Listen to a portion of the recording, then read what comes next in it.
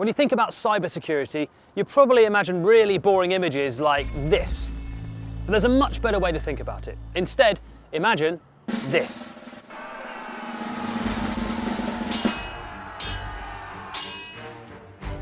Imagine a castle as a super secure computer network. Inside that castle is the data. Let's call it the crown jewels. With all that security, how would you get in? Well, you might use a secret passageway. In other words, a backdoor.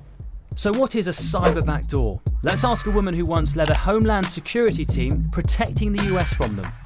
So you've built your castle, you've built the moat around it, and all of your guards looking out, ready to defeat any adversary, except that you've got somebody inside the castle who has actually dug a tunnel and hidden it, and that is a kind of back door. Cyber backdoors can be built through software or hardware. The fears around them are growing daily, and there's one company that keeps coming up in the headlines, the world's biggest telecoms firm, Huawei.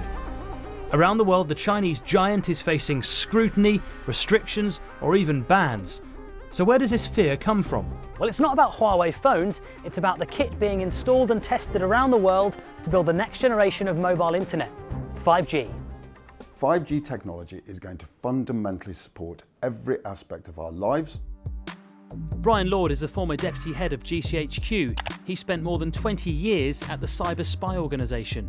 Huawei are one of the world leaders in 5G technology. The problem with Huawei, amongst others, is that its connection with the Chinese state, although Huawei continue to insist they are a completely private company, are still very, very opaque and therefore create a level of distrust.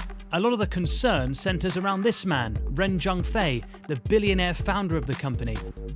Mr. Ren has been on an interview spree lately.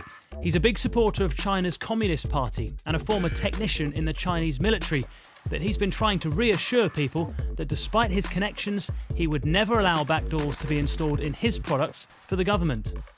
So how dangerous can cyber backdoors really be? Well, here are some doomsday scenarios. A backdoor to the inner walls of our cyber castle could give spies access to phone calls or internet communications. It might be possible to maliciously damage or even cripple the way information is shared. And some even fear a sort of kill switch that could take out large chunks of the network. Huawei denies that any of this could or would happen, and as well as spending billions on improving security, it started fighting back. Today, Huawei announced it has filed a lawsuit against the US government. Yet the company is suing US authorities for banning its equipment, but winning trust is proving difficult. A lot of it seems to come down to the perceived culture of the company. For years, it and the Chinese government have been accused of intellectual property theft. And right now in the US, a court case is taking place with Huawei accused of bank fraud, obstruction of justice, and the theft of technology. But none of that has anything to do with cyber backdoors. So is there any proof that this is a real danger? There's been no smoking gun. I would not be the least bit surprised if the Chinese government is holding off on using its advantage that it might have with Huawei. Some China analysts believe the technology fears are masking a bigger power struggle. China was in that catch-up phase, but nowadays it's in the phase of very formidable competitors with the Western companies, and I think the so-called liberal democracy feel deeply uncomfortable about it. The Chinese government says these sorts of allegations are all about politics. They even invoke Jane Austen in their defence. The allegations, an official said, are part of a deep-rooted pride and prejudice against China.